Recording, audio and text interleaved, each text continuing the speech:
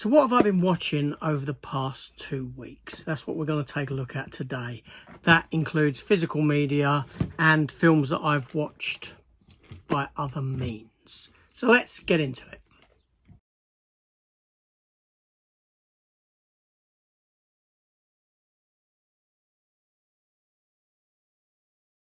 Hello everyone, welcome back to the channel. Welcome to this latest episode of What Have I Been Watching. So before I get to the physical media stuff, there's a small set there. Let's talk about some of the other things that I have been watching, whether it be TV, cinema, films, other ways. Yeah, so anyway, so I did have a list somewhere, but I've put it down, so I'm going to try and remember this off the top of my head. I'm sure that I will get into the physical media and then have to come back to something else at the end, but I'll try not to. So first of all, Reacher. Yes, now Reacher, I believe at this juncture, is one episode from the end. And I don't want to spoil it for anyone, but needless to say, I'm enjoying this season. I think this is a great season. I think it's an uplift from season 2 that didn't feel as fresh as season 1, but this season here has delivered the goods. Seeing Anthony Michael Hall is great. You know, Anthony Michael Hall from Weird Science and TV's The Dead Zone. It's nice to see him back in a project with a bit of significance, shall we say. And yeah, it's a great show. Alan Ritchson is very good in this role. And I hope that this series does progress further and further and further, adapting a fair few of the books before people stop watching it. The one thing I will say about the show, and this is what I really like about some of Netflix stuff, or is this Netflix? Is it Netflix or is it Paramount, isn't it? Okay, so anyway, I don't know what it is. Christ almighty, how can I not know? Anyway, what I like about this show is the fact that it doesn't bend over backwards to the woke brigade. None of that seems to come into its writing. You know, it doesn't have a message to give. It doesn't try and pander to you. It doesn't try and shove something down your throat that doesn't need to be there. It just gives a clear, concise, straightforward story following the narrative of the books without treading into that territory. That in itself is fantastic. Next up, obviously, Daredevil. Obviously, we had episodes 1 and 2. I believe I mentioned them in the last episode of this. We've had episodes 3 and 4 since. Now, episode 3 being a complete court case drama around the White Tiger. I really enjoyed that episode. I know that a lot of people knocked it and said that they didn't actually enjoy that episode. It was a bit boring. It was fine. I mean, it was better than fine. It was some really fantastic story-driven TV. I really liked it. And that leads us into episode 4. Now, we all know what happened at the end of episode 3. I won't say what happened, but you know what happened. You know what it implied or what it looked like happened. But I knew from the get-go that no, that's not how it looks. That's clearly... I'm trying to do this in such a way not to spoil it for anyone who hasn't seen it. It's clearly not who it pertains to be, if that makes sense. Yeah, a fantastic episode, and obviously we finally get to see John Bernthal reprise the role of the Punisher in this episode, which is great for me as a big, huge Punisher fan. I mean, I will take more of John Bernthal as the Punisher when there's no one else. John Bernthal isn't my favourite Punisher. He's not. I do believe that every Punisher live action actor has, you know, they've brought something different to the role, but the role itself, the character itself, has never really been done justice. It's quite a difficult character to bring to life on the screen, given that the Punisher's origins are kind of rooted in film anyway. That era of film when it was all about revenge and all that sort of a thing, you know, the mid-70s, that was very big in cinema, and the Punisher kind of spun out of that, and over the decades the Punisher kind of reflected what films were. So in the 80s, the Punisher kind of reflected those big muscle-bound Arnie and Sly Stallone looking kind of action heroes, and it kind of progressed like that. John Bernthal, for me, you know, is too much of a bruiser as Frank Castle. That's the element of the character that doesn't sit right with me, but I'll take him as Punisher when there's no other, especially at a time when Marvel themselves are actually trying to bury the character. They don't want anything to do with Frank Castle or the Skull. They want that character long forgotten, out of the way, which is a shame for me as a Punisher fan. I was hoping that this series would lead to a sort of comic book, a new comic book for the Punisher. That didn't come to pass. Hopefully when they do the Punisher spin-off, the special presentation, the one-off that they plan on doing, that I'll see a comic book come at that point. I went off on a tangent there about the Punisher. I can speak about Punisher all day. So let's get into some of those films that I've been watching. So first up, Hidden Figures. Okay, I've never seen Hidden Figures before, and I thought I would give it a watch. Obviously, Kevin Costner's in this film, and it's about the group of black women that helped NASA land a man on the moon. Those who were, you know, they were very clever women, and they were never given the credit that was due to them. You know, it was that era in 1960s, early 60s, in America, late 50s, early 60s, where, you know, blacks only, colour, or they would say coloureds only. That's what the sign said, coloureds only toilets and this sort of a thing. Coloureds ride on the back of the bus. Coloureds, you know, not served. It was that era. It was that sort of nasty era of segregation. You know what I mean? Not a very nice era to be in for these people. Now, the film wasn't as good as what I thought it would be. I had significant issues with some of the writing, because even though the film is set during this kind of an era, I felt that some of the writing reflected today's sensibilities, today's, you know, how things have changed. And what I mean by that is in the sort of, there's elements of the film where, okay, I'll give you an example.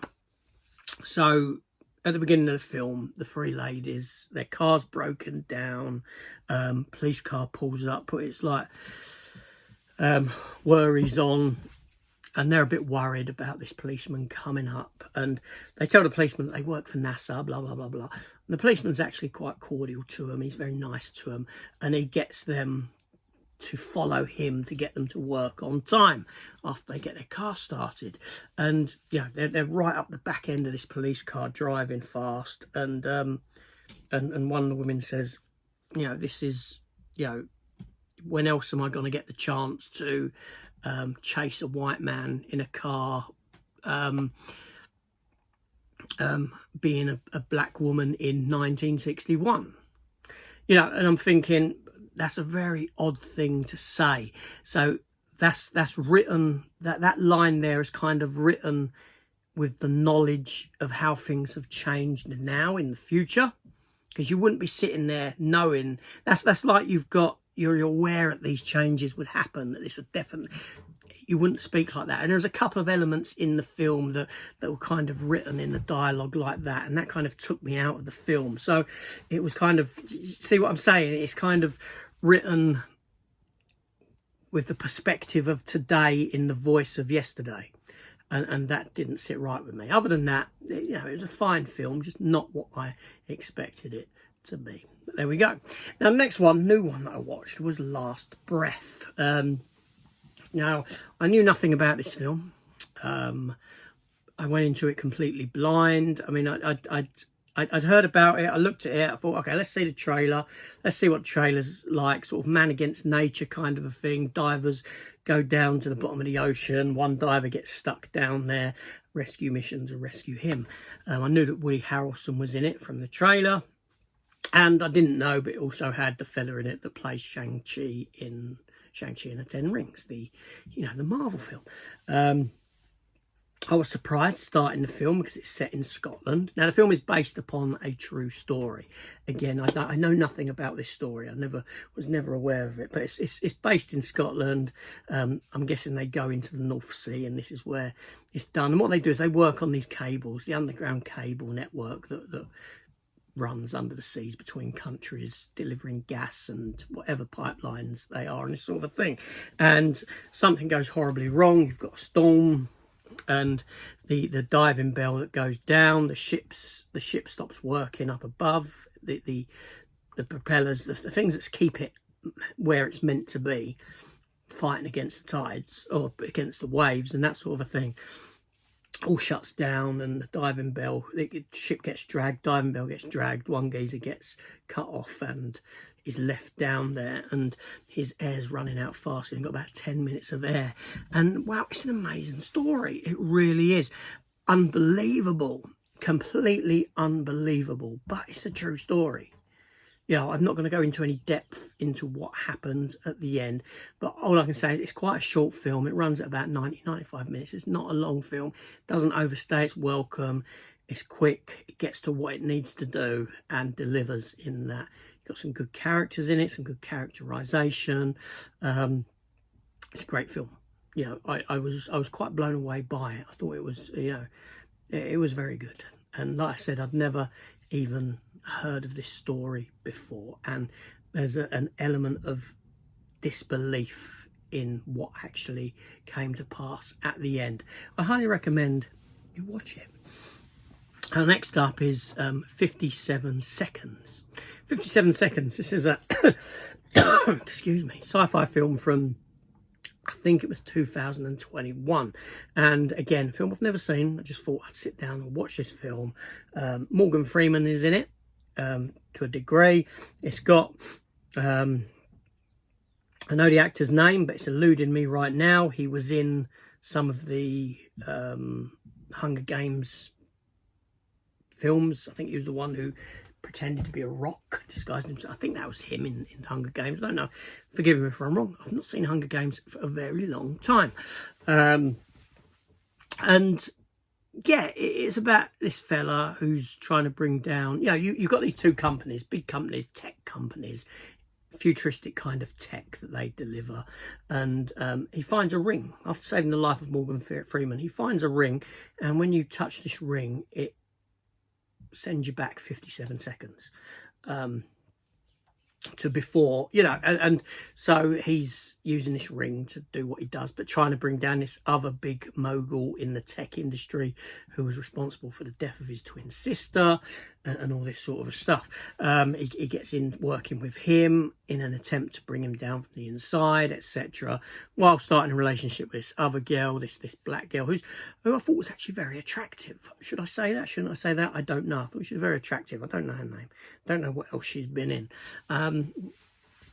And yeah, it was an okay film. I say it was an okay film because it had a couple of ideas in it that it kind of touched upon that, and I thought, okay, it's going to go this way, but it never actually did. And that being that at the beginning, when it's so bad actually when you consider it, he's sleeping with the girl first time round, you know, they're getting it on, and things keep going wrong. Like she sees a load of handbags in the bedroom and she thinks that he's got a girlfriend. She sees a photo on the side and thinks he's got a girlfriend. And each time she sees something little like that, he reverts back, starts again, shoves that stuff out of the way, you know, so that he can get it on with her. And I don't know if that's just something inherently wrong in that in today's society, but that's not my point. My point is, after this, a bit later in the film, he mentions something to her. He mentions something to her that she's not aware of, because it's from one of the little timelines that he's adjusted, so she never experienced that. And I thought, okay, I see where you're going now. I see what you're going to start doing. He's not going to be able to remember, you know, if he goes back and adjusts something 5-6 times, you've got that memory of doing that, but do those memories then start to intertwine? Do they start to, you know, you don't know which was the real timeline that you went with at the end of the day, if you're doing it that often, kind of a thing. I thought it might have gone down. It didn't go down that route. I thought that was quite an interesting idea. Alas, it didn't do that. Why, I don't know. But yeah, it was an okay film. Enjoyable enough for a one-time watch. I don't think I would sit and watch. I don't know. Would I sit and watch it again? Possibly. I don't know. It was all right. It didn't upset me. It didn't offend me. It didn't, you know, it was okay. It was okay. And then the other film that I watched, and again, I've never seen it, Joel Schumacher. Joel Schumacher as a director, poor guy, after he'd done the Batman films, he got such a bad rap, so criticised heavily, destroyed, it kind of ruined his directing career. You know, but Joel Schumacher had brought us some great films. You know, and the film that I watched is no exception. And it was The Client, with Susan Sarandon. It also had Tommy Lee Jones in it. A young Will Patton was in it. And I didn't know what to expect from it. You know, this young boy who lives with his mother and his younger brother. They live in a caravan. They're kind of caravan park people. And he witnesses a fella kill himself. But there's a bit more to it before that, where he gets inadvertently involved with this geezer, and gets threatened and all this sort of stuff. And this geezer is a solicitor for the mob, essentially, and he knows where someone's buried and blah blah blah blah blah. And the two kids witness him essentially kill himself, and they see the aftermath of him killing himself, blowing the back of his skull out. The younger brother goes into a sort of a shock coma almost, and the older brother, he hires Susan Sarandon as this small-time lawyer to defend him and take him on against the FBI and all that, who want him, you know, but the risk is that when the bad guys learn that he knows stuff, his family will be put in danger. It was a really good film, a really good film. And I'm sitting there and I'm watching it and I'm thinking, you know, this is an early 90s film, I'd say sort of mid-90s, I guess. And I'm thinking films were so much stronger back then than what they are today. You know, you don't get films like this with this kind of characterization, with this, you know, this kind of pacing and that sort of thing. You just don't get them made today. They don't get made. So, you know, it was a really good watch. I would consider picking it up on physical media, Blu-ray. I don't think it's got a Blu-ray release, unfortunately. There we go.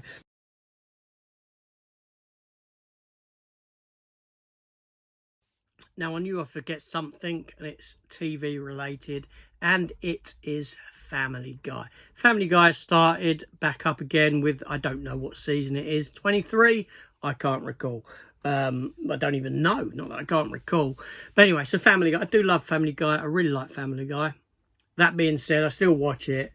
I like the characters. It's not very funny anymore. You know, it stopped being funny some time ago, but I still watch it on the off chance that it will make me laugh. And, you know, like I said, I enjoy the characters. But, yeah, there's not much more I can say about Family Guy other than that. Yeah, unfortunate, but there we go. So let's get into those physical media watches that I've done over the past couple of weeks. There's not a great deal. I've only got 5 here. Now, I've got 6 here, actually. I've got 6, and 1's up there. And I don't know if I spoke about it last time. I finished Dexter season 1. Okay, I finished Dexter season 1. I've not started on season 2 yet. I thoroughly enjoyed my revisit of season 1 of Dexter. What a great show. You know, the ice truck killer and all that sort of stuff. That storyline came to an end. Dexter's brother. Yeah, it was good. I can't really say anything more than that. So let's just move on to these other bits where I can talk a bit more about them. So in no particular order. Okay, first up we have Sag's Night Whiter. Can You Keep a Secret? This is a very small scale film starring Alexandra Daddario, her with the amazing eyes. You know her. She's been in quite a few films. Okay, so I just had to step away because the dogs were barking. I didn't realise that the tortoise has made its way out of this room into the bedroom, and the dogs were getting excited by that. So Alexandra Daddario is where I was at. Now, you may remember her from, well, she's been in quite a few bits, but San Andreas, you know, the Dwayne Johnson disaster film where San Francisco and all that goes into the sea. It also stars Tyler Hoechlin, who more recently you'd know as Superman from Superman and Lois, the TV series that lasted 4 seasons. He was a great Superman. He really was one of my favourites. Anyway, so this is a film about this young lady who she's in a relationship that's going nowhere, essentially. And she gets onto this flight. She's a bit tipsy after a job sales thing goes a tad wrong for her, and this fella sits down next to her on the plane, or is seated next to her on the plane, after she's bumped up to first class to make her feel better, and the plane hits a bit of turbulence, and she goes into a frenzy where she just starts spilling her life story, everything that's wrong with her life, things that, you know, embarrassing things, because she's a little bit drunk, and he's delighted to hear it all. She goes into work the next day, and while there she learns that the owner of the company, who they've never seen or met before, comes in, and lo and behold, it's him. And yeah, it's kind of a romantic comedy. Yeah, what can I say about it? It's a really enjoyable film. I do enjoy this film. Obviously, I've seen it before, and I just wanted something to watch. I scanned the shelves. I dragged that off. Well, let's watch that. I like the chemistry between these two leads. It's very good. It really is, and it's a nice story. And it goes the way you expect it to go, like all rom-coms do, you know, bit of flirting, bit of getting together, something happens, they come apart, they come back together again. You know, they all go the same way, don't they? But there we go. So that's that. And I'd recommend that to anyone who fancies a watch. If you don't mind that sort of a film, it's a decent flick. Next up, Tropic Thunder, one that I pulled to watch when I was going through some of the shelves and would I upgrade, and I haven't watched Tropic Thunder for some considerable time, and yeah, I thoroughly enjoyed it. You know, Ben Stiller says he'll never apologise for this film because people don't like it. There's a lot in it that they wouldn't do in this day and age now, with the culture that we're living in. You know, I got to say that, you know, all the cast are great. Robert Downey Jr. steals the show, obviously. He's great in it. He really is. Director's cut, apparently. Yeah, a really good film that I thoroughly enjoy. But yeah, it's been a long time, and I'm enjoying taking some of these off of the shelf and watching them. Next watch was Mortal Kombat. Mortal Kombat there. I got the steelbook that's got Mortal Kombat 1 and Mortal Kombat 2 Annihilation in it. I haven't watched part 2. Should I watch it? That's the question. Should I actually put in Mortal Kombat Annihilation and watch it? So I've got no interest in watching it, but should I give it a go? Obviously, I bought that for Mortal Kombat 1. 1995, and I remember going to the cinema to see it. I remember thoroughly enjoying it. I think it is a good, fun, popcorn computer game flick. You know, I like the cast in it. Lyndon Ashby is great. You know, he plays Johnny Cage. Talisa Soto stars in it. You know her from License to Kill, Bond Girl. She was also Vampirella when they'd done a Vampirella movie. Roger Corman, cheap film. She's in it. Christopher Lambert, who when he popped up, I was like, oh yeah, Christopher Lambert's in this. It's been that long. It's just a fun film. I had fun watching it. You know, yeah, I have a lot of fun. I got to give you know, it's got some dodgy CGI. Okay, there's some CGI in it that obviously doesn't stand up to the test of time. We're talking about 1995 here. And that's a long time ago now. It is a long time ago. Wow, it's like 30 years old, that movie. Crazy to think that I remember going to see it around that era. I would go cinema a lot. Not so much now. And yeah, you know, but then you've got, you know, the effects of that, the big, I don't know the character's name. You know, I did used to play Mortal Kombat, but, you know, the big green thing with 4 arms. And what a great special effect of that is. You know, you can clearly see it's a person there with arms, and then he's got an upper torso and mechanical arms and that was great. That really was. Yeah, fun movie. I think it's far better than the Mortal Kombat remake that we got a few years ago. It came out during COVID. I know part 2's on the way. Obviously, Johnny Cage, played by Carl Urban. I like Carl Urban, but will he stand up to Lyndon Ashby? I mean, Carl Urban's better than Lyndon Ashby as an all-rounder, most definitely. But will I prefer his Johnny Cage to Lyndon Ashby's Johnny Cage? That's the question. Next up is one that I've been speaking about this with one of my viewers, Stephen. He's called Stephen, and it's Bad Girls, Western, that stars Madeline Stowe, Mary Stuart Masterson, Andy McDowell, and Drew Barrymore. And it's about these women. They're essentially prostitutes back in the day. Someone gets killed, they do a run for it, and they, yeah, and they're being hunted down while trying to get the better of this other guy who's a bad guy and get that money back off of him that's owed to them and that they stole. While the Pinkertons are on their trail, you know, lots of bounty hunters, people after them are on their trail. It was an enjoyable watch. It's an enjoyable film. It's not the greatest film, you know. Things happen very fast, comes about very fast. And then, as I recall, it feels like there's connective tissue that's removed from the film. It's like you've got this scene here that then leads into this scene here. But really, there should be something intertwining those scenes.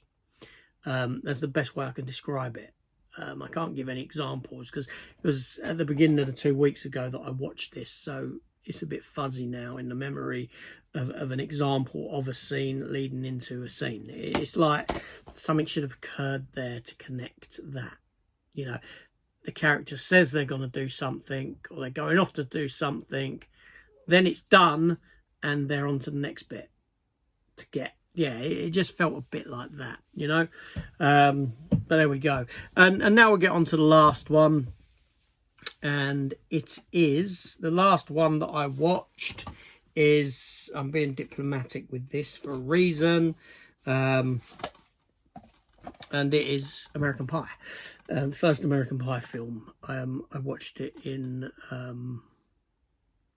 the extended cut, the unrated cut, or whatever you want to call it. You know, again, American Pie films, I don't know, what are they, 25 years old now with this one? Part of me wanting to watch it will come to light in an upcoming video, but another part of me wanting to watch it was because of the talk about another American Pie film coming.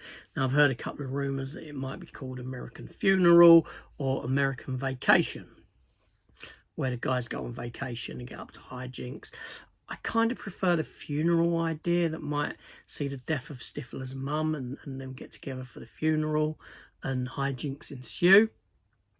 I kind of like that one because it's more of a, thematically, it kind of feels a better fit than just going on a vacation and having fun. You know, you had American Wedding, you had American Reunion. Give us an American Funeral. It kind of, you know, because they can't keep making these, you know what I mean? They can't do too many. And I think American Funeral would be like a nice finale to the films. Now, like I said, I remember going to cinema to see this one at the time. I was at that sort of younger age, I suppose, where I was older than them, but I could still appreciate that kind of a film. And it's still funny, still makes me laugh. You know, Jim's dad and all that sort of a thing. Stifler, who sort of became more front and centre as this film series went on. Chris Klein in it. He's just a damp squib of an actor, that guy is completely. I like all the rest of the cast, though, all very good. It was a good thing they kind of dropped him from the later films. Yeah, thoroughly enjoyable. I don't mind revisiting the American Pie movies. I think they're you know, there's different levels of, you know, how good they are. You know, I think 2, I can't remember if 2 is a bit of a dip, and then you come back up with Wedding and Reunion. I can't remember now. But yeah, it's not, I don't think it's going to lead me into watching part 2 and that yet.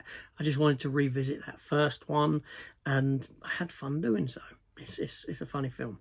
Yeah, it still holds up, and obviously not a film that you would make today, that you know. So I would be interested to see. That's another aspect of, if they'd done another American Pie film in this day and age, would they deliver similar to what they've delivered before, or gave us before, or would they sort of shy away from some of the less than, you know, the humour that's not particularly lauded after today, the humour that's kind of frowned upon. I would like a revisit to that today, to someone actually say, I'm not scared of making this kind of a film. Yeah, I think that's what we need. I mean, obviously, the other thing that's, you know, completely noticeable about a film like this is that its cast is predominantly white. And that's another thing that can you get away with today? And this goes back to Reacher, you know, season 2 of season 3, latest season of Reacher. It kind of like, you know, you have got a person of colour in the show, but it's not, you know, it's not. I don't know. You know what I'm saying? It's not like shoved in your face that we're doing this for a reason. So could you get away with that? Or would it be called out because, oh, you've got an all-white cast in it, you know, all that nonsense, which I think is stupidness. Do you know what I mean? It really is. But there we go.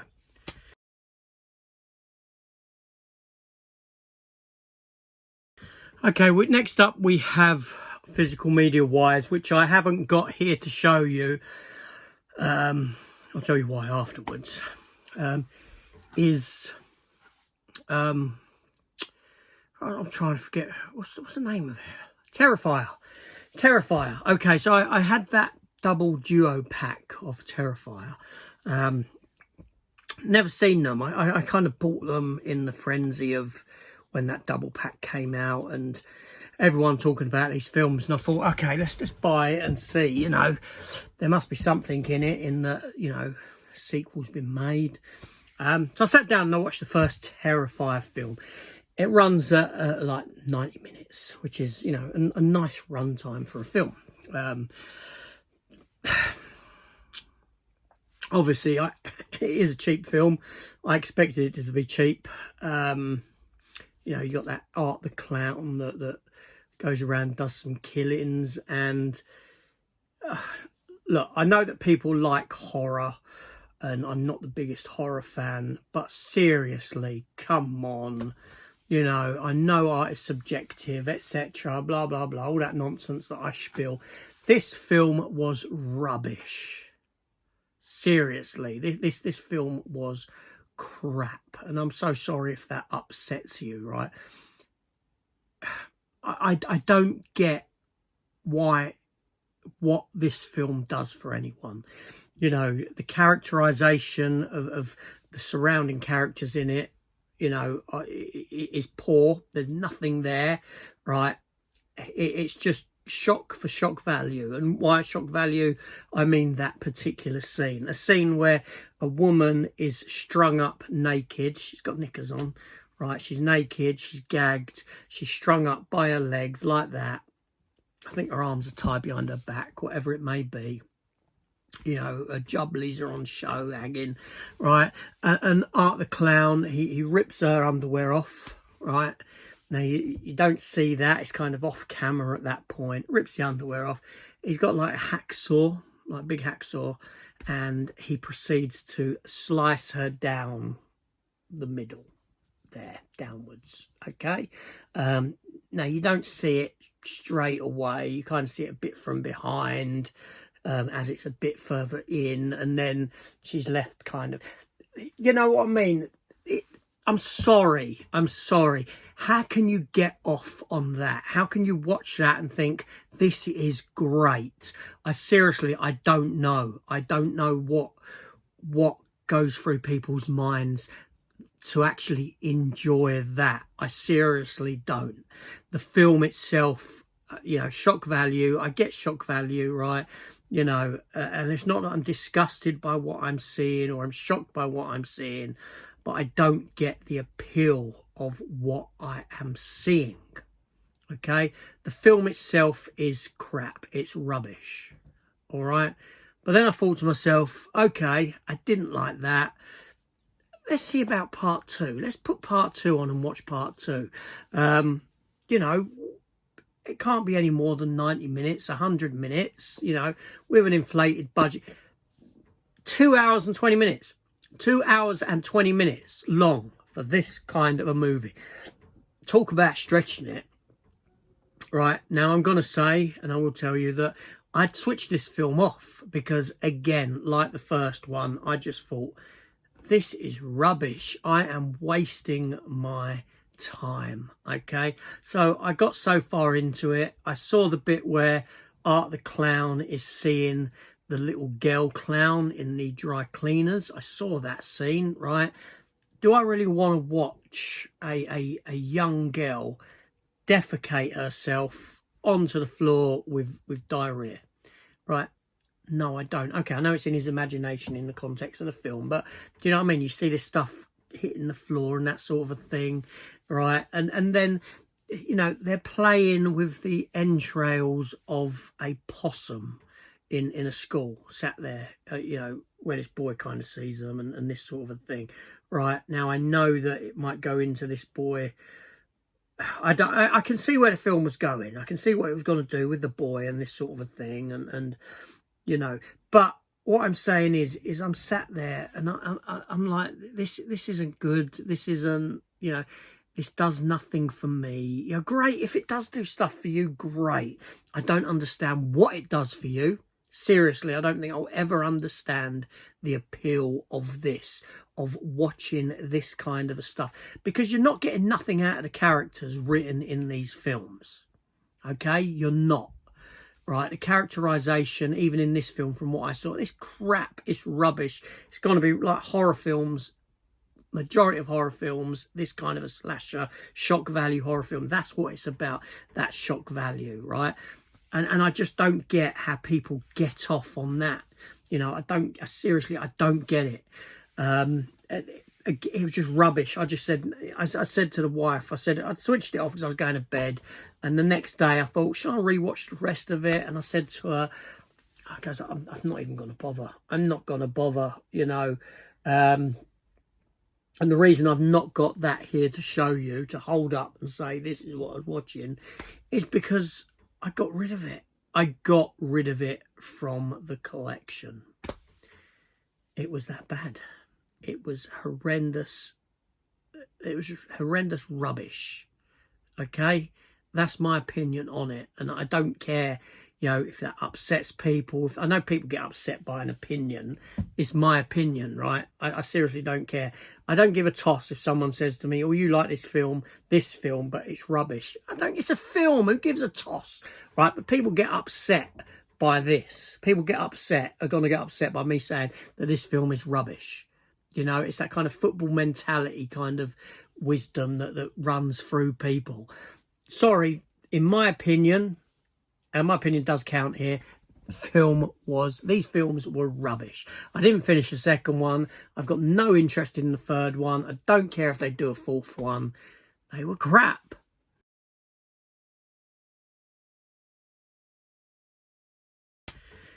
That's what I've been watching. So let me know your thoughts in the comments. Let me know down below what you've been watching as well.